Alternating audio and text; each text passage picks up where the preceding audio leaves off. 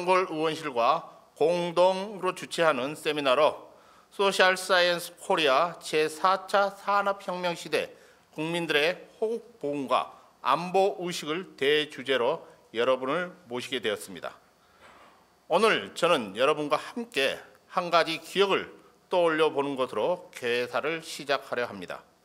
지난 4월 27일 대한민국 판문점에서는 우리 국민 모두의 삶을 뒤흔들었던 역사적 사건이 있었습니다. 남북 정상회담. 김정은은 군사 분계선을 넘어왔습니다. 그리고 그의 인사말에 군사 분계선을 넘어오면서 망감이 교차하게 되었고 이곳을 걸어오면서 왜 이리 오기 힘들었나라고 오늘 남북은 새 역사를 쓰는 출발선이다. 잃어버린 세월이 아깝지 않게 수시로 만나서 마음을 합쳐야 된다고 이야기했습니다. 그 어느 때보다 엄중한 안보 환경에서 출발한 문재인 정부는 국민들이 원하는 결실을 맺어가고 있습니다. 궁극적으로 한반도의 평화를 실현하기 위해 노력하고 있음을 보여주었습니다. 지금까지도 확고하고도 일관된 원칙을 가지고 한반도 문제에 임해가고 있습니다. 국가가 존재하는 이유는 국민들의 명령에 따라 국가와 정부가 자신들의 역할을 다하는 모습을 보여줄 때 국민들은 희망을 놓치지 않고 살아갈 수 있습니다. 그동안 국가를 위해 희생했던 대한민국 영웅들께 대통령님은 말씀하셨습니다. 그동안 모든 책임을 스스로 짊어져야 했던 나라의 영웅들과 국민들께 이제는 국가가 국민들의 삶을 책임지겠다고 약속하셨습니다. 이번 학술 세미나에서도 국가 정책에 도움이 될 수 있도록 연구해 주신 발표자님, 토론자님들의 주옥 같은 글과 말에 정부는 귀 기울여 주십시오. 한국보훈학계 회원 일동은 자유와 평화를 안겨주신 대한민국 영웅들의 숭고한 희생을 영원히 기억하고 기리기 위한 연구를 계속해 나아가겠습니다. 감사합니다. 네, 안녕하십니까. 충북대학교 안성호 교수입니다. 오늘 우리 한국보훈학회와 이종걸 더불어당 국회의원 의원실에서 공동으로 우리 학술 행사를 국회의원회관에서 진행하게 됨에 다시 한번 축하 감사 말씀을 드립니다. 특별히 오늘 이 시간에 제1섹션의 사회를 맡게 돼서 영광으로 생각합니다. 지금으로부터 정확하게 99년 전 중국의 베이징에서는 일대 시위가 발생을 했습니다. 이른바 5.4 운동이라고 하는 것인데요. 그것은 바로 2달 전 한국에서 있었던 3.1 운동의 영향입니다. 오늘 저는 귀중한 자리에 초대받아서 이렇게 발제하게 됐는데 더더욱 영광으로 생각하는 것은 존경하는 손정도 목사님의 손인 손명원 선생님 같이 자리해 주시고 그리고 국군 포로로 끌려가셔서 신산에 그 어려운 시절들을 겪으셨다가 귀환하셨던 이 함재복 회장님 같은 자리에 모시고 발표를 하게 된 데 대해서 더욱 뜻깊게 생각을 합니다. 제가 오늘 발표할 내용은 앞서 여러 선생님들께서 대부분 강론적인 입장에서 발표를 해주셨던 것에 비해서 좀 종합적인 성격을 좀 지닌 것이라고 생각을 합니다. 매년 3월부터 이어진 8월까지의 우리 달력들을 보면 중요한 날짜들이 기록되어 있습니다. 3월 달에 3.1 운동이 있고요. 4월 달 가면 4.19, 5월 달 가면 5.18, 6월 달 가면 6.25, 7월 달 가면 우리 헌법이 만들어진 제헌절, 8월 달 가보면 우리의 광복절이 있는 것이죠. 우리 보훈정책은 크게 4가지 영역을 다 포괄하고 있습니다. 첫 번째는 나라 되찾기라고 하는 우리 독립운동에 관련된 인사 유공자들을 기리는 그런 뜻을 담은 내용이 있고, 두 번째는 나라 지키기라고 하는 차원에서 우리 호국 영웅들을 기리는, 또 그리고 그분들의 그 정신을 또 우리가 선양하는 그런 내용들이 있을 수 있고요. 세 번째는 좋은 나라 만들기라고 하는 민주화 운동과 관련된 그런 유공자들이 계시고, 네 번째는 의로운 사회 가꾸기라고 하는 사회에 대한 이 공적인 희생을 하셨던 분들을 우리가 또 그 가족들의 어떤 공헌을 선양하는 네 가지 영역으로 나눠져 있기 때문에 우리의 3월부터 8월까지는 대단히 우리에게 또한 중요한 날짜들이 기록되어 있고, 우리는 그 중간인 5월에 또 와 있다는 생각에서 또 여러 가지 감회가 새롭습니다. 지방자치단체와 시민단체에서 어떤 역할을 할 것이냐 하는 문제입니다. 우리나라 시민단체가 행정안전부 통계를 보니까 13,607개에 이른 것으로 보고 있습니다. 대부분이 그 중에서 지방자치단체에 등록되어 있는데 11,993개, 약 중앙에 비해서 7.3배 정도가 높다라고 하는 것이죠. 그런 과정에서 볼 때 우리는 보훈단체 또는 보훈과 관련된 또 지방자치단체나 시민단체 이런 데 있어서 어떤 노력을 할 수 있을 것이냐 하는 것을 살펴봐야 되겠는데, 통계지표로 보니까 국가보훈처에 등록된 단체는 사단법인 한국보훈학회나 광복회 등등 포함해서 26개의 단체입니다. 그러니까 행정안전부에 등록된 단체와 국가보훈처에 등록 단체는 40여 개 정도밖에 되질 않는다라고 하는 내용을 제가 찾아보았습니다.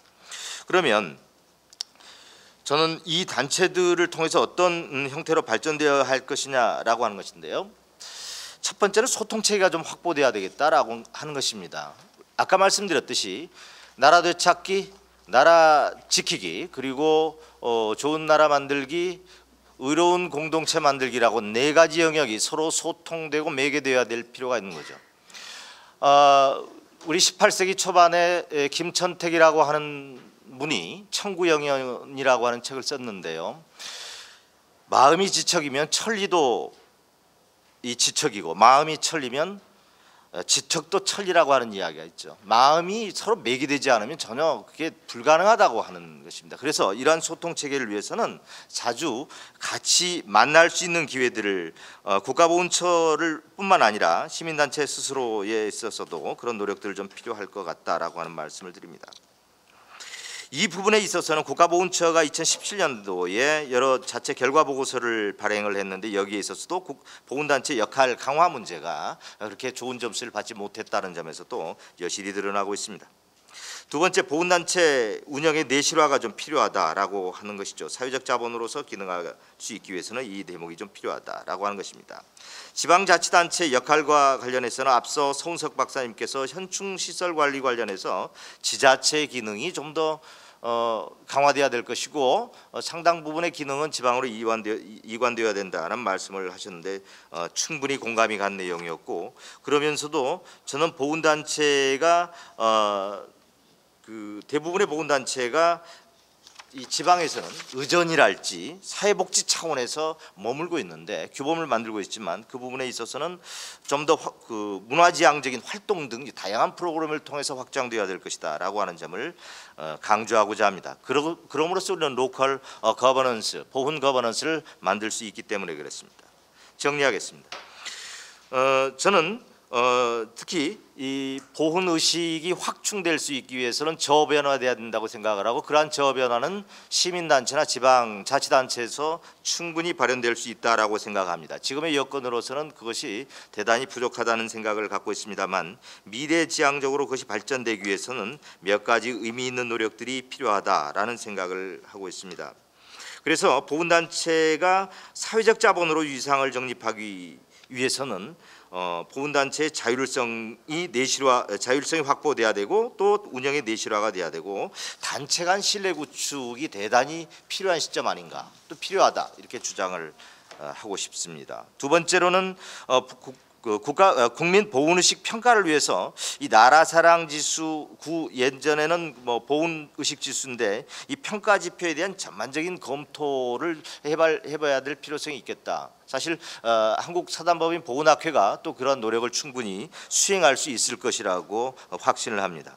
세 번째, 보훈의식 함양을 위해서 국가보훈처, 보훈단체, 지방자치단체 이 파트너십이 유기적으로 만들어져야 될 것 아니겠는가 하는 생각이 듭니다.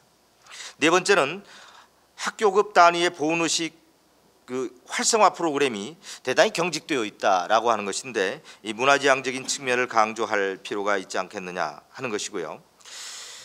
마지막으로 보훈의식 정립에 있어서 보훈 자체가 과거의 지나치게 어두운 측면만 부각이 돼서는 안 된다. 그리고 국수주의적이고 또는 국가주의적 태도로 흘러서도 안 된다라고 하는 점을 말씀드립니다. 그래서 이것을 좀 더 긍정적이고 좀 더 명랑하게 학생들한테는 접근해 드려야 되지 않겠느냐. 그래서 합리적으로 보훈 정체성을 확립시키는 계기를 우리가 만들어 가야 되지 않겠느냐 하는 생각을 갖습니다. 마치겠습니다. 저 개인의 일단 입장에서는 보훈이라는 그런 단어가 제 가슴에 마음에 딱 들어온 거는 사실 얼마 안 됐습니다. 보훈 학회를 만나면서 올해 일단 보훈이라는 그 단어가 제 가슴에 들어왔는데요. 오늘 이 학술대회에 참여하면서 그 세 분 그 어르신들의 그런 축사 말씀 속에서 우리 그 뭐 순국선열, 또 호국영령, 또 국군포로 사실은 제가 살아오면서 그 민간단체에서 오랫동안 활동했지만 또 저하고는 굉장히 좀 관계가 없었던 그런 어떤 분야, 그런 대상 이런 영역이었는데 오늘 만남을 가지면서 정말 필요하구나 이런 생각을 했습니다. 작년에 그 성남시에서 제가 이제 주민자치 무슨 심사에 갔더니 어떤 한 지역에서 주민자치위원회라고 하는 그 조직에서 그 지역에 있는 산에 그 순국 영령도 6.25 전쟁 그 유해 발굴 그런 사업을 하시겠다라고 하시면서 이제 사업 예산 신청을 했던 걸 심사를 했었는데 그때 심사를 하면서 이 사업이 무슨 의미가 있을까? 어떤 의미가 있을까 하면서 사실은 제가 좀 물음을 가졌었습니다. 그런데 오늘 이렇게 오면서 얘기를 들으면서 정말 중요한 의미가 있는 사업이었구나. 그런데 왜 나는 몰랐지? 실질적으로 국군 포로에 대한 어떤 관심과 여론을 공론화하고 이러게 하기 위해서는 사실은 이 보훈 의식이라는 것이 조금 더 좀 더 확산돼야 된다는 그런 관점에서 저는 평생 교육이라는 영역과 또 그 행안부에서 하고 있는 주민자치라고 하는 제도화된 주민자치 영역 속에서 조금 더 이 보훈 의식 또는 어떤 보훈 정책 실질적으로 어떤 일상화하는 이런 부분들이 좀 연계되어서 뭔가 이 지역사회 차원에서 실제로 할 수 있는 이 부분이 좀 만들어졌으면 좋겠다 하는 차원에서 갖고 계신 자료 62쪽에 보시면 조금 고심을 하긴 했었습니다. 하면서 쓴 자료인데요. 그거를 간략하게 핵심 부분만 몇 군데 읽고서 그래도 만든 자료이기 때문에 그냥 이렇게 스쳐 지나면 아까울 것 같습니다. 그래서 그 짧은 시간 내에 읽도록 하겠습니다. 62쪽 봐주시면요. 최근 평생교육학계에서의 주된 화두는요. 공동체와 사회적 자본입니다. 그리고 시민의식 및 시민 리더십을 장착한 시민의 육성을 강조하고 있습니다. 자치행정의 영역에서는 지방분권에서 주민분권으로의 이양을 위한 주민자치의 중요성이 더욱 부각되고 있습니다. 그래서 저는 보훈의식의 확산이라고 하는 차원에서 평생교육과 주민자치 그리고 보훈의식, 호국보훈 이거에 어떤 조를 제언을 하고자 합니다. 우리 박영민 교수님께서 국가보훈을 국가발전의 동력, 사회통합의 구심, 또 국민경제의 실질적 가치를 내장한 사회적 자본으로 상정을 하고 계십니다. 이에 대해서 저도 동조하고 동의합니다. 그리고 소통과 상생이라는 통합적 보훈의식 형성을 위해서는 중앙 차원보다는 시민단체 및 지자체 차원에서의 보훈 거버넌스의 정립을 필요하다라고 강조하셨습니다. 이에 대해서도 전적으로 동의합니다. 그래서 아래쪽에 보시면요. 밑에서 6번째 결과적으로 제가 볼 때는 어떻게 하면 보훈의식을 실질적으로 우리가 이론적으로 뭐 연구하고 이것도 굉장히 중요하지만 실질적으로 시민들이 보훈에 대해서 생각하고 함께 동참하고 참여할 수 있게 할 것인가 굉장히 전 중요하다라고 봅니다. 이런 보훈의식의 함양은 지역사회 시민의 기본적인 리더십 유형이라고 저는 보았습니다. 그래서 궁극적으로 이는 지역 공동체 형성을 가져오고 또한 지역사회의 발전과 지역 주민의 행복한 삶으로 연계되어질 수 있다고 보고요. 지역 시민 육성에 있어서 이 보훈의식이 시민 교육의 한 영역으로 들어가야 된다고 보았습니다. 그래서 자료 63쪽으로 넘어가서 보면요. 교육 영역에서 보훈의식 하면 근데 주로 나라 사랑 교육에 물론 이제 지금 이게 정책이 없어지고 뭐 이런 상황이라고 얘기는 하셨는데요. 그 틀 속에서 주로 학교 교육 위주의 아동, 청소년, 자라나는 세대 애들에게만 보훈 의식이 중요하고 보훈 교육이 이루어지고 있는데 실질적으로 지역사회에서 어떤 정책 결정이나 이런 부분은 자라나는 세대의 어떤 것도 중요하지만 저는 성인 세대가 굉장히 중요하다고 봅니다. 그래서 이 성인 세대들이 이에 대해서 좀 관심을 갖고 동참할 수 있도록 우리 보훈 이 영역이 평생교육학계와 또 주민자치, 특히 여기 보니까 보훈 관련 단체가 약 40여 개 라고 이렇게 자료화해서 말씀 주셨는데요. 이 평생교육 관련된 공공기관만 그 전국에 평생학습관이라고 해서 435개 기관이 있고요. 그다음 비형식 평생교육기관은 약 4,000여 개 기관이 공식화되어 있습니다.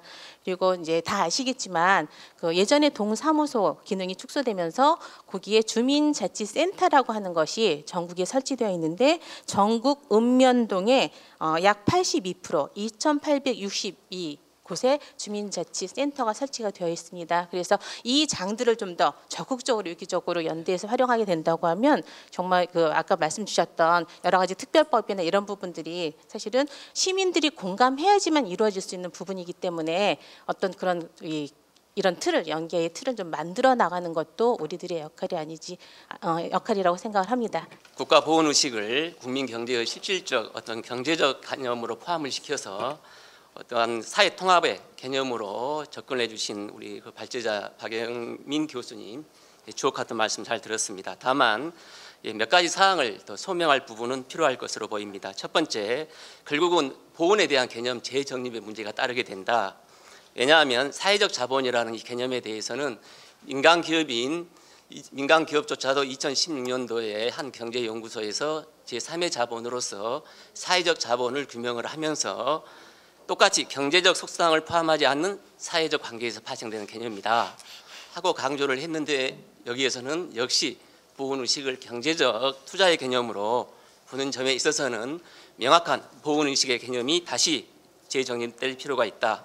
또 한 가지는 우리는 물론이고 우리 후손들이 직면하게 될 4차 산업혁명 시대에는 그리고 호모 파벤스 시대라고 이제 어느 학자가 규명을 하고 있습니다. 결국 이거 뭐냐 하면 기구 도구를 가지고 즐기면서 살아가는 세대인데 이들은 어떤 서면적인 서식적인 어떤 일률적인 보훈 의식을 갖기보다는 살아있는 생생한 교육을 전달받아야 하는 문제에 있어서의 보훈 의식을 어떻게 재개념할 것인가 그 부분에 대한 문제점이 하나가 떠오르게 되고 두 번째는 이제 사회적 자본의 공급 주체로서 시민단체와 협력 거버넌스를 형성하는 우리 보훈단체의 개념에 대한 재설정 문제가 또 필요하다.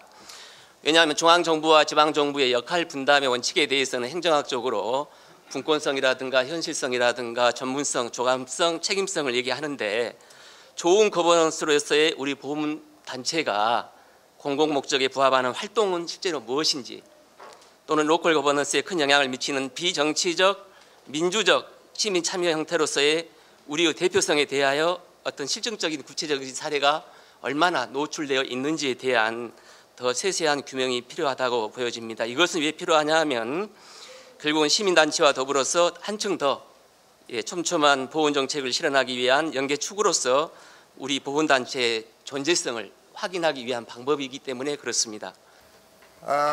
국가보훈처에서 2016년도 나라사랑의식지수 조사 결과 보고서를 발표한 적이 있는데요. 거기에 보면은 우리 국민의 약 71%는 현재 안보 상황이 굉장히 심각하다고 응답을 하였습니다. 그러나 만약 전쟁이 일어난다면 나라를 위해서 싸우겠느냐라고 질문했을 때는 30% 이하는 좀 실망스럽죠. 40% 이하, 특히 연세가 많은 60대 이상은 굉장히 또 적극적인 모습을 보여줍니다. 영화 보기 전까지는 상당히 한국군은 국민의 생명과 재산을 위하여 자신의 희생도 무릅쓴다라는 식의 어떤 긍정적인 이미지를 갖고 있다라고 답변을 했습니다. 그러면 영화 관람 후에 우리 한국군에 대한 이미지가 어떻게 변했느냐 안 했냐라고 물어보니까 63.6%가 실제 한국군에 대한 이미지가 변했다라고 얘기를 했습니다. 그러면 어떻게 변했느냐? 긍정적으로 변했느냐 부정적으로 변했느냐라고 물어봤을 때는 61.2%가 부정적으로 변했다라고 답변을 했습니다. 그러면은 영화에서 나온 내용들이 실제 전쟁에서 일어났던 일이라고 생각하느냐라고 물어봤더니 그렇다라고 답변을 한 것이 48%입니다. 영화 내용을 믿는다는 거죠. 그럼 그 영화 내용에서 생각이 바뀌었는데 한국군에 대한 이미지가 바뀌었는데 바뀌었다면 과연 어느 장면이 그렇게 결정적인 영향을 주느냐 가장 인상 깊었던 장면이 뭐냐라고 질문했을 때는 긍정적으로 바뀌었다고 답변한 학생들은 주민들 미군 폭격기가 그 마을을 폭격하도록 계획되어 있었죠. 그래서 그 마을을 미군 폭격기 폭격으로부터 구하기 위해 가지고 폭격 장소를 오인하도록 이렇게 위장하는 장면이 있습니다. 주민들의 생명과 재산을 지키기 위해 저렇게 노력하는 모습 보고 아 군인이 저렇게 했구나라고 해서 긍정적으로 변했다라고 대답을 했고요. 부정적으로 변했다라고 답변한 학생들이 대표적으로 꼽았던 사례가 거기 미군 조종사를 찾기 위해 가지고 한 미군이 수색대를 편성해서 마을로 들어갑니다. 그 마을로 들어가서 인민군 숨어있는 인민군에서만은 찾아내라고 하면서 촌장을 구타하는 장면이 나오죠. 진짜 순박한 촌장입니다. 그 직전까지 그 마을을 묘사할 때는 굉장히 평화롭고 순박한 그런 마을로 해놨죠. 그런데 그 촌장, 연세 많은 촌장을 주먹으로 앞면을 가격하다 다음에 머리를 잡고 돌에 찢는 장면이 나옵니다. 그 장면에서 엄청난 분노와 적개심을 느꼈다라고 이렇게 답변을 했습니다. 그러고 난 뒤에 여러 가지 질문이 있지만 제가 마지막으로 이렇게 물어서 왔습니다. 그 영화를 보고 난 뒤에 우리가 국군이냐 인민군이냐 이걸 떠나가지고 그냥 물어보자. 선과 악의 기준으로 나눠보자. 어느 쪽이 선이고 어느 쪽이 악이냐라고 했을 때 모든 사람들이 손을 들기를 인민군이 선하다라고 선한 편이다라고 손을 들었습니다. 저도 상당히 충격적이었습니다. 다음에 현장 체험 활동을 위한 안보의식 함량 노력이 필요하다. 2014년도 보건처 보고서에 보면은 학생들에게 안보 강연이나 학교 교육만으로는 효과가 떨어지고 현장 체험이 가장 효과적이다라고 학생들이 대답한 바가 있습니다. 맞다고 생각합니다. 그렇다면은 청소년들에게 군부대와 접촉할 기회를 좀 많이 해줄 필요가 있겠다. 그래서 요즘 많이 유행하는 짚라인이나 번지점퍼 이런 거 군부대 많이 있죠. 좀 더 확충해가지고 오히려 학생들에게 견학기회 주는 것도 괜찮겠다 생각을 합니다. 그리고 요즘 상업 수단으로 해가지고 병영 체험 시설이 많이 운영되고 있는데 이것 또한 지역 군부대가 같이 연계해가지고 운영할 필요가 있겠다. 왜냐하면 거기서 사고가 나더라도 결국 군부대를 연상하면서 군을 비난하게 되는 그런 경우가 나오더라고요. 그래서 이런 유사 병영 체험 시설과 훈련장 같은 경우도 지역 군부대와 지원하는 그런 연계되는 그런 시스템을 구축할 필요가 있다라고 이제 제기를 합니다. 공영 방송 매체를 적극 활용할 필요가 있겠다. 여기는 국궁방송 TV도 포함이 됩니다. 과거에 우리가 어릴 때 볼 때 전후 배달기에서 많이 봤죠. 그러면서 보면은 우리 군인들이 보면 잘 싸웠습니다. 국민을 위해 희생하는 모습 많이 봤습니다. 저절로 안보 교육됐고 저절로 대군 신뢰도 올라갔습니다. 사라졌죠. 작년도에 제가 중국 가서 놀랐습니다. 중국에 가보니까 TV를 트니까 아직까지도 일본군 상대로 하고 싸우는 드라마, 다음에 국공내전 장면이 드라마가 굉장히 많더라고요. 채널을 틀 때마다 그게 나오더라고요. 아니 지금 세월이 언젠데 아직까지 국공내전이고 아직까지 항일 무장투쟁이지 했는데 그것이 중국에서 대국민하는 심리전이죠. 예, 저희들도 그런 거 다시 한번 시도해 볼 필요가 있다고 생각합니다. 그 다음에 군대 관련 내용을 방송할 때는 출연진을 엄선할 필요가 있지 않느냐. 특히 공영방송이라면은 채널 케이블 TV나 이런 데는 시청률을 올려야 되기 때문에 뭐 흥미 끌 수 있는 자극적인 용어 하는 것도 괜찮습니다. 그러나 공영방송 같은 시청률 크게 의식 안 해도 되잖아요. 그러면은 군에 대해서 제대로 얘기할 수 있는 사람들을 섭외해서 국민들에게 제대로 된 사실을 알려줄 필요가 있다는 생각을 합니다. 카드라를 남발하는 그런 사람들을 공영방송에서 출연하는 것은 조금 자제해야 되지 않을까라고 저는 이제 생각을 하고요. 평시 대국민 심리전 차원에서 상업영화의 제작을 지원할 필요가 있다. 요즘 상업영화는 대부분이 펀드를 많이 모집합니다. 펀드 모집할 때 필요하다면 정부에서 간접적으로 지원하는 방안도 있죠. 네. 그래서 역사적 사실과 배경을 바탕으로 해가지고 허구를 가미할 때 이왕이면은 그 영화 보고 난 뒤에 국민들이 관객들이 아 재밌다 후련하다 하면서도 은연중에 군대 믿을만하구나 대한민국 군대 싸우면 이기는구나 나라 사랑해야지 나라 지켜야지 이름을 마음을 갖도록 우리가 만들도록 해야 된다는 겁니다. 그 다음에 상업 영화를 제작할 때 통상 국방부에 이제 제작 지원을 해서 장비 같은 지원을 많이 요청을 합니다. 국방부에서 거절하죠. 거절하고 나서는 나중에 후회하는 경우가 많습니다. 대표적인 것이 태극기 휘날리며가 대표적입니다. 국방부에서 거절했죠. 지원 거절했습니다. 나중에 1000만 넘어가니까 후회했죠. 그때에 국방부가 지원을 하면서 이런 걸 좀 바꾸자. 굉장히 태극기 휘날리며다 보면은 반군, 반한국적인, 반대한민국적인 요소들이 굉장히 많았죠. 그러면 그런 거는 조금씩 빼자. 좀 순화시키자. 아니면 여기에 인민군에 했던 거 좀 넣자. 태극기 휘날리며다 보면은 전반적으로 봤을 때 인민군의 횡포는 딱 1분 나옵니다. 보면은 그것도 말로 하는 거죠. 실제 인민군이 행동하는 건 안 보여주고 그냥 나중에 국군이 가다 보니까는 인민군이 철수하면서 주민들을 학살했다 하는 것이 그냥 인형 떨어뜨리는 것만 보여줍니다. 이런 걸 좀 더 우리가 국방부가 적극적으로 지원하면서 개입했더라면 좋지 않았을까 하는 그런 아쉬움이 있거든요. 그렇게 했으면 좋겠다라는 생각을 합니다. 현대전은 총력전입니다. 영화를 만드는 사람도 보는 관객도 결국 대한민국 국민입니다.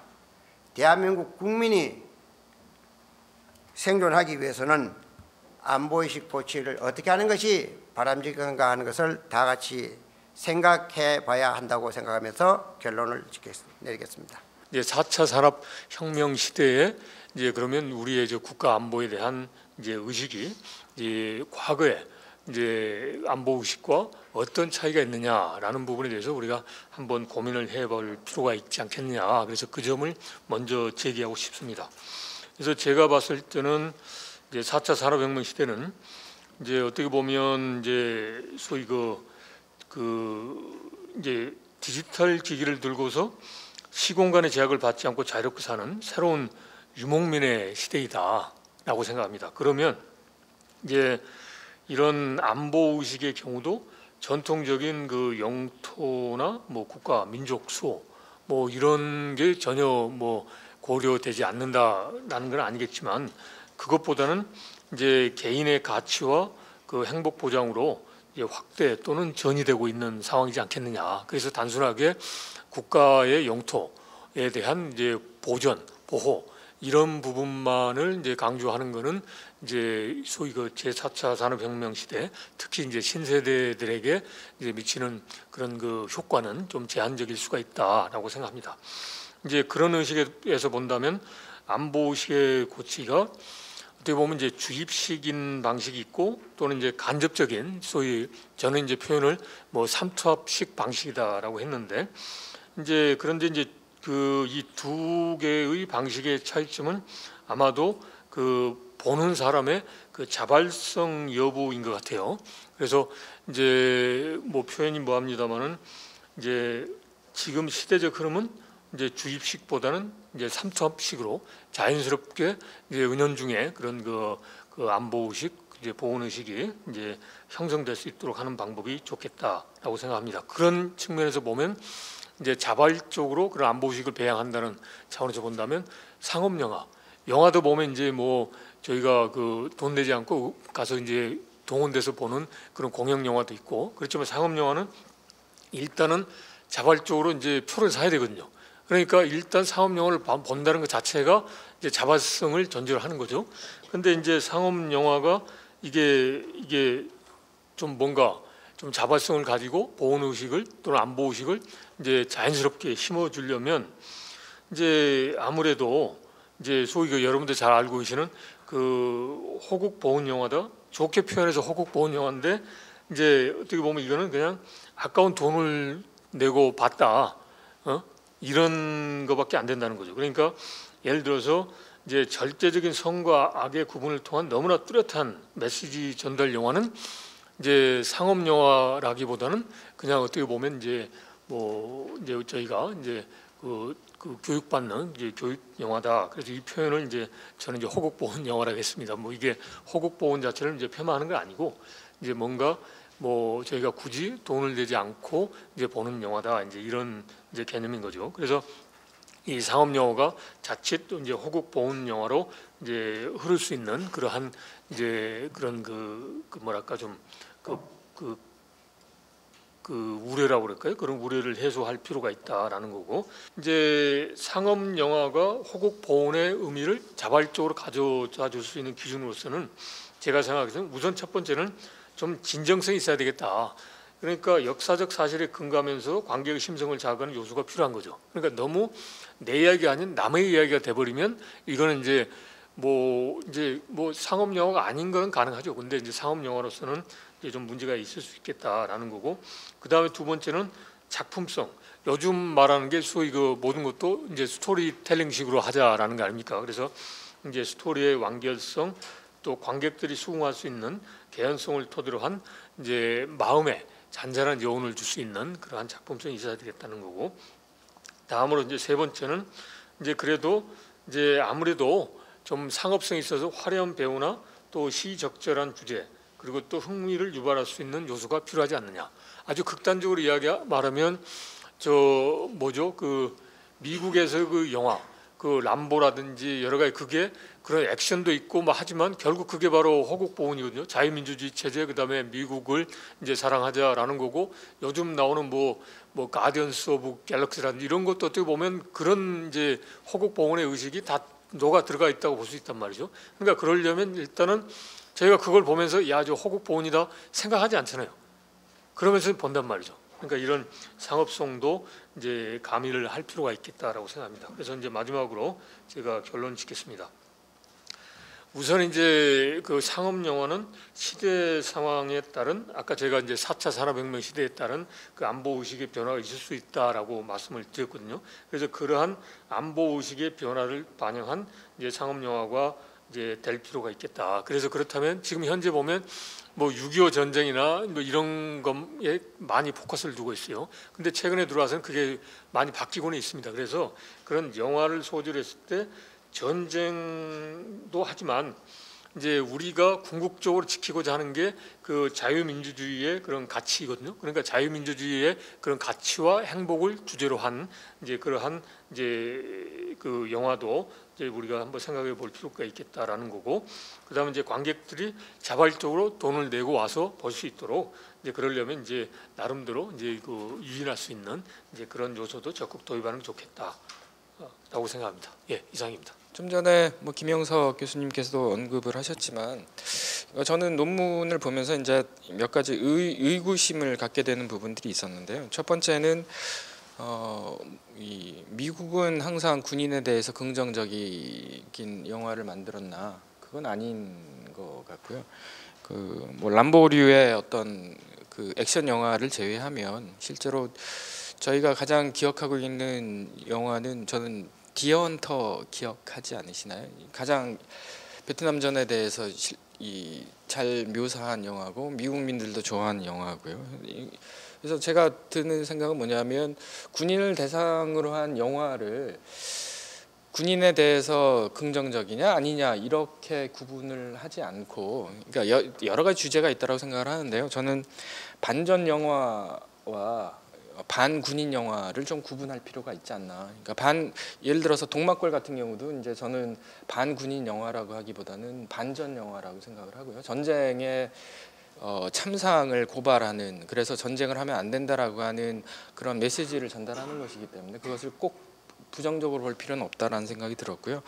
또 한 가지는 영화가 던지는 메시지가 실제로 호국의 내용을 담고 있으면 좋다라고 생각을 하는데 그것이 꼭 인민군에 대한 적대감을 고취시키는 그런 내용이 꼭 호국 정신을 고취시키는 건가, 그 두 가지는 좀 저는 구분을 할 필요가 있다라고 생각이 듭니다. 그리고 실제로 최근에 군에 관한 영화들이 굉장히 다양화되고 있는데, 뭐 저는 기억에 남는 게 이제 군 내부의 동성애 문제를 다루는 영화들도 요즘에 나오더라고요. 그래서 이건 굉장히 저는 이전에 제가 상상하지 못했던 그런 내용들이다라고 생각을 했는데, 실제로 군의 사기를 높이는 데 있어서 가장 중요한 거는 군이 어떠한 모습을 가지고 있고, 그리고 군의 문제가 뭐고, 그리고 그걸 해결하려면 무엇을 해야 된다라고 하는 사실에 대한 확인을 해주는 그런 영화도 저는 굉장히 필요하다라고 생각을 합니다. 꼭 이 인민군을 때려 부수는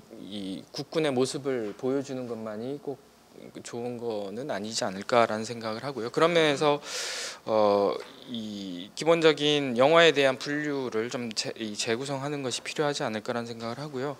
그리고 좀 더 구체적으로 말씀을 드리면 제목에서 제가 느꼈던 부분인데, 이거는 주제가 이제 상업 영화가 아니라 군 전쟁을 소재로 한 영화라고 하는 부분을 제목에서 좀 명확하게 해줄 필요가 있지 않을까라는 생각이 들었고요. 또 한 가지는 이제 논문으로 발전을 시키실 계획이시면 문헌 분석의 범위를 좀 확대를 해야 되지 않을까. 그리고 실제로 영화나 매스미디어가 미치는 유권자나 아니면 시민들의 인식에 미치는 연구들은 언론학 분야에서 굉장히 많이 나왔던 거고, 그래서 거기에서 이제 이론을 좀 따오시면 내용이 좀 더 풍부해지지 않을까라는 생각을 했습니다. 그리고 방법론 측면에서 보면 내용 중에 이제 남자 대학생 77명을 대상으로 했다라고 하는 부분에 관련해서 너무 소극적으로 평가를 하고 소극적으로 평가하고 계시지 않는가라는 생각을 하는데요. 저는 이거는 실험 연구이기 때문에 실제로 이 영화를 보여주고 안 보여주고 하는 이 차이를 우리가 이제 비교 분석을 할 때 꼭 여론조사에서 나오는 뭐 지역 대표성이나 아니면 성 대표성이나 아니면 연령 대표성, 이거를 굳이 따지지 않아도 되는 것이라서 뭐 저는 77명이라도 얼마든지 긍정적인 어떤 함의가 풍부한 논문이 나올 수 있다라고 생각을 하고요. 그리고 마지막으로 제가 말씀드리고 싶은 거는 이제 서두에서도 말씀을 좀 드렸지만 한국군을 좋은 군대로 묘사하는 영화만이 이제 호국 정신을 고취시키는 건 전 아니다. 오히려 영화 부분에 있어서 이 다양성을 보장해 주는 거. 그러니까 지금까지 최근에 이제 반전 영화가 많이 나오고 군에 대해서 어떻게 보면 부정적인 메시지를 담고 있는 그런 영화들이 많이 나오는 이유 중에 하나는 과거에 너무나 일방적인 이 군 찬양의 영화들이 나왔기 때문에 어떻게 보면 반대급부로 이런 부분들이 최근에 나오는 거라고 생각을 하고요. 그런 면에서 방향을 이제 영화 산업에 대한 어떤 제언을 하실 때 이제 방향을 좀 다양성 측면을 좀 강조해 주시는 것도 좋지 않을까, 뭐 이런 생각을 해봤습니다. 예, 이상으로 마치겠습니다. 일단 저는 이 보훈 정책 중에서 이 상징물이 갖고 있는 의미가 도대체 왜 이것이 중요하느냐는 문제에서 좀 접근을 했습니다. 왜냐하면 국가보훈 정책은 사실 그 집단의 기억을 계승하고 그것을 통해서 국가 공동체를 유지하고자 하는데 사실 초점이 맞춰져 있거든요. 그런데 보훈 정책은 이제 두 가지의 이 주요한 축을 갖고 있습니다. 하나는 뭐냐면은 보훈 대상자들에게 그들에게 이 공동체가 지는 짐을 돌려주는 거죠. 그래서 그 사람들이 정상적인 생활을 할 수 있도록, 또는 그 유족들이 정상적인 생활을 할 수 있도록 만들어 주는 것. 그래서 그 공동체를 위해서 희생한 사람들에 대해서 국가가 반드시 보상을 하고 그들이 그 희생을 가치 있게 보고 있다는 것을 이렇게 해주는 것, 물질적인 면이죠.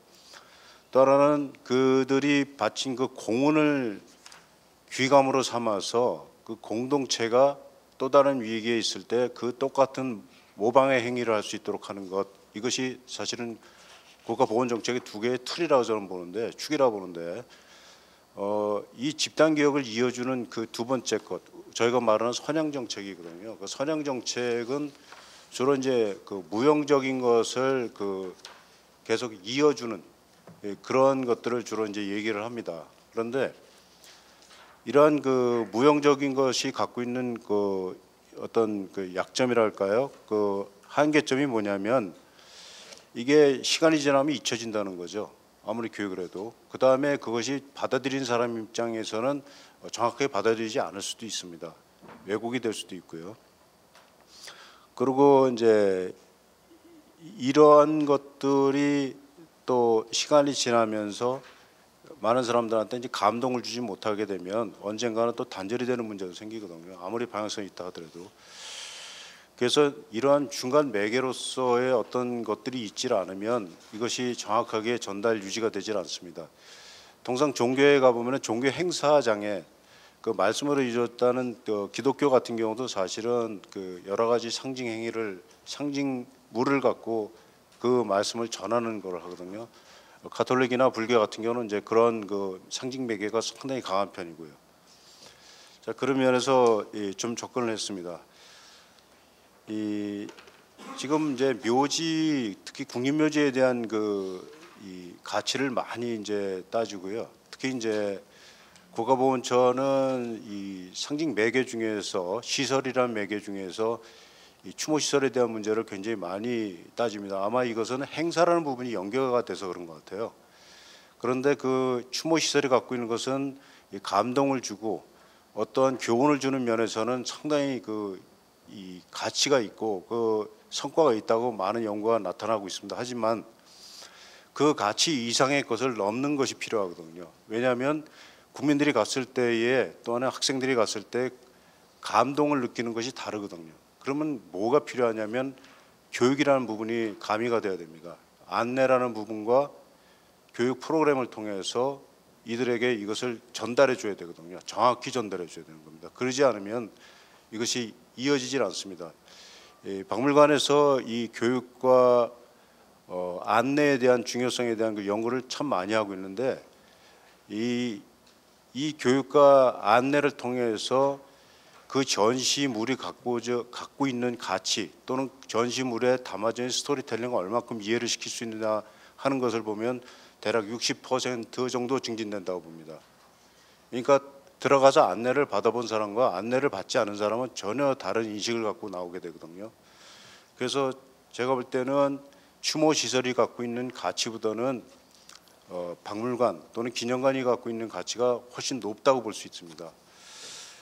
저희 이 국가보훈처에서 연구한 걸 보면은 주로 이제 박물관 또는 기념관으로 보는 것을 57개를 보셨잖아요. 그리고 기타 추모 시설까지 하면은 100개에서 130개를 보고 계시더라고요. 근데 실제로 그 국립박물관에 그 기록 등록돼 있는 우리가 말하는 이제 군사 또는 뭐 호국박물관이라 하는 그런 유형의 박물관은 대략 40여 개입니다. 해외의 군사, 그러니까 우리 호감보적 성격을 가진 박물관이 세계적으로 유명한 게 한 130여 개 있습니다. 그 박물관의 효과성이 대단히 높다고 나오고 있거든요. 그러면 그 박물관들이 어떻게 뭐를 추구하고 있는지를 좀 보고 우리도 적어도 40개만이라도 그런 방향 쪽으로 가야 된다고 보고 있습니다. 그런데 그것을 실증할 수 있는 게 뭐냐면 저희가 부산전쟁기념관을 만들기 위해서 1년간 용역을 하고 전국의 1000여 명을 대상으로 이제 리서치를 했는데 거기에서 상당한 결과가 나왔어요. 그러니까 지금 우리 국민이 호국 안보에 대해서 부정적이거나 아니면 진보하다 생각하지는 않습니다. 그 박물관을 짓겠다 그러는데 지금 편익 분석 결과도 2.38이 나왔어요. 통상 박물관이 1에서 1.01 사이에서 나오는데 2.38이 나왔고 상당한 그 지지가 있는 것이 나타났습니다. 그래서 제가 볼 때는 방향과 목적성만 명확하다면 국민이 우리가 전달하고자 하는 집단 기억을 정확하게 전달하는 매개로서뿐만 아니라 그 자체로서도 굉장히 가치가 있다 저는 보고 있고요. 두 번째는 이 박물관의 변화가 있습니다. 지금 과거에는 전시 위주로 갔거든요. 근데 지금 체험 위주로 가고 있고 커뮤니티를 구성해서 서로 공유하는 쪽으로 가고 있어요. 국립중앙박물관장님이 주로 이제 거의 선도자 역할을 좀 많이 하시고 계시는데 그러기 위해서는 이제 박물관 니즈에 맞춰야 됩니다. 그 니즈를 잘 고려해서 그 컨텐츠를 개발하는데요. 그냥 전시가 아니라 스토리가 이어져 있는 전시가 있어야 됩니다. 특히 전쟁에 관련된 것들은 읽기가 좋거든요. 그래서 그런 부분, 그다음 아까 말씀드렸더니 안내 및 교육 시스템이 정확히 구축이 돼 있어야 됩니다. 이것이 같이 설계가 돼야 되고요. 그다음에 그 보훈처에서도 연구를 했지만 이 정부기관의 그 협체 구성이라든지 기관 간의 어떤 연계성, 그 다음에 유사 박물관의 수직적 계열화가 좀 있어야 된다고 봅니다. 왜 그러냐면 지금 왜 국가보훈처가 자꾸 그 3.1운동과 이쪽으로 집중을 하냐면 6.25 전쟁과 월남전을 갖고 있지를 못해요. 그러니까 연구가 전부 다 앞쪽만 있는 겁니다. 뒤쪽을 갖고 와야 되는데 보훈보상 쪽만 갖고 있지 그 연구가 없어요. 근데 그거는 호국안보연구원이 보훈교육연구원의 연구 인력이 줄어든 것도 있지만 갖고 있는 것이 독립기념관이기 때문입니다. 그래서 사실은 국가보훈처라면 독립기념관, 전쟁기념관을 잇는 그러한 흐름을 좀 가질 필요가 있고요. 각각의 전쟁기념관, 독립기념관은 수직적인 계열화. 그러니까 전국에 있는 대략 한 90여 개의 3.1운동과 관련된 시설들을 사실은 독립기념관이 통제를 하고 스토리라인이 똑같아야 됩니다. 가보시면 전부 다 내용이 다르거든요. 역사를 해석하는 것도 다르고. 전쟁기념관도 마찬가지. 지금 전국에 있는 군사박물관 40여 개를 묶어서 위아래가 이어져야 됩니다. 그래야지만 이것이 효율성이 있다 보는데 이것은 정책 지지하고 아마 법령적인 지원이 있어야 된다 보고 있습니다. 시간이 더 가면 안 될 것 같아서 아무튼 제가 이제 이쪽에서 근무해서 그런 부분도 좀 있겠지만은 210만 명이 옵니다. 1년에. 210만 명 중에서 해외에서 오시는 분들이 대략 한 25만 명 오고 나머지는 대부분 젊은 친구들이 옵니다. 그리고 가족들이 와요. 만일의 경우 이게 전달 매체로서뿐만 아니라 주최자로서의 역할을 할 수 있는 기념관이 제대로만 갖춰진다면, 그러한 프로그램과 그런 콘텐츠가 제대로 갖춰진다면 어느 것보다도 아마 국민의 안보 교육을 갖다가 공고해야 하는데 큰 도움이 될 거라 좀 생각하고 있습니다. 이상입니다. 전쟁 기념관을 최근에 갔더니 이달에 호국 인물이 있더라고요. 5월에 호국 인물이 이천 장군이라고 하는 사람이 조선 초기의 장군을 그려놨습니다. 아마들 모르실 거예요. 전쟁 기념관 가시면 매달 호국 인물을 한 번씩 이렇게 내놓습니다. 굉장히 중요한 아이디어고 하기가 굉장히 좋습니다. 또 하나 거길 쭉 가다 보면요, F-15K 전투기 3D 체험장이 있습니다. 거기를 가서 진짜 그걸 해봤습니다. 진짜 같더라고요. 제가 무슨 조종사가 된 것처럼 그 부분도 좀 봤고요. 또 한산도 대첩 영상관에 들어가서 임진왜란 당시에 이순신 장군의 어떤 그런 부분들을 직접 체험을 또 했었었고요. 그게 지금 현재 2018년 한국 이 전쟁 기념관이 갖고 있는 매체, 다양한 들어오는 사람들에게 보여주는 것입니다. 말씀하셨던 것처럼 200만 1년 들어옵니다. 그중에 25만이 외국인 들어오고 그들에게 나중에 설문조사를 하게 되면 굉장히 좋은 우수한 박물관으로 꼽아주는 데가 전쟁 기념관입니다. 자, 이게 현 시점인데요. 이게 현 시점에도 불구하고 지금 이제 쭉 전개해 놓으신 이 호국안보박물관이 국민안보 함양에 미친 영향에 관련된 부분을 하셨는데요. 제가 몇 가지만 좀 질문을 좀 드리겠습니다. 전반적으로 이 논제에 관련돼서는 굉장히 중요하고 아이디어하고 이 부분들이 이제는 구체화시켜서 40개가 됐든 60개가 됐든 아니면은 보훈처뿐만 아니라 국가적인 차원에 있어서의 이런 어떤 시설을 중심으로 혹은 박물관을 중심으로 해서 이 국민 안보를 의식을 좀 함양시키는 데는 굉장히 중요한 이 중간 메타 부분이 되기 때문에 이걸 10분 좀 살려야 되겠다는 생각을 갖는데요. 이제 그럼에도 불구하고 이 논문에서 보게 되면은 실제 이 1장 서론 쓰고 2장 3장에 있어서 기본적인 상징물로서 있어서의 우리가 우리 정치 권력의 상징적 미란다서 얘기하는 이런 상징 조장이라는 부분들 쭉 설명을 하셨는데요. 이거 싹 빼버리고 이 아주 알맹이가 좀 들어와야 되지 않겠습니까? 실질적으로 이제 우리 국가보훈처가 2016년에도 좀 실시하고 나라사랑 질서 의식 이 부분들이 기념과의 관계를 좀 말씀해 주셨는데요. 현존 박물관의 어떤 발전 경향을 조금 앞으로 제시를 하기 위해서는 실태를 이제 조사를 좀 하셔야 되잖아요. 여기 지금 4장의 실태 조사로 해서 이 들여놓은 박물관 40개를 제가 쭉 분석을 해봤더니요. 이게 독립에 관련된 부분들은 현충사, 제주 항일기념관, 안중근 기념관, 또 대한광복기념관, 이게 호국 부분과 독립 부분과 우리가 이제 보훈이라고 하는 부분들 굉장히 중요한 민주 차원 부분들까지 여기서 상징물로서 들어가야 된다고 한다면 그 조사들 더 하셨어야 될 것 같습니다. 그렇기 때문에 처음에 만약에 이걸 앞으로 조금 논문으로 발전을 시키시려면은 영역별로 40개를 이렇게 이거 보니까 어디서 직접 하신 건 아닌 것 같고요. 이건 현황을 그냥 들여다 놓고 하신 건데 그 부분에 있어서 영역을 좀 나눠 가지고 이제 전체 한번 이렇게 털어서 한번 해주십사라고 하는 것들을 당부를 하나 좀 드리겠고요. 이 박물관의 운용이 문제인지 아니면은 국가기관에 있어서 수직적인 거에 정부 차원과 지자체 차원과 중간 매개를 하고 있는 단체 간에 있어서의 어떤 그런 행정의 경직성의 문제인지라고 하는 실태 40개만 드러났지 어떤 문제로 어떤 이런 것들이 나타나고 있는가라고 하는 것에 대한 것을 구체적으로 명시하시고 있지 않고 있기 때문에